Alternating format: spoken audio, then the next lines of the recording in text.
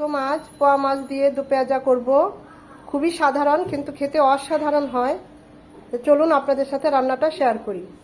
পোয়া মাছের দু পেঁয়াজা করব, সেজন্য 2 চামচ সয়াবিন তেল দিচ্ছি। দিয়ে দিব দুটো বড় বড় পেঁয়াজ কুচি, 1 চামচ আদা রসুন বাটা, 1 মিনিট একটু ভেজে নেব। 1/2 চামচ হলুদ গুঁড়ো, 1/2 চামচ মরিচ গুঁড়ো, 1/2 চামচ ভাজা জিরে গুঁড়ো।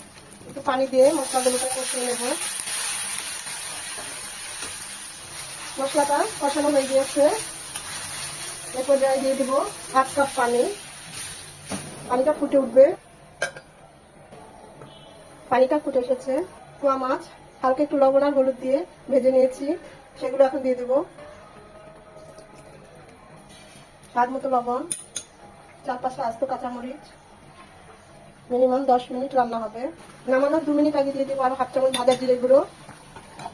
তৈরি হয়ে গেল পোয়া মাছের দু পেঁয়াজা। খুবই লোভনীয়, খেতে অসাধারণ হয়।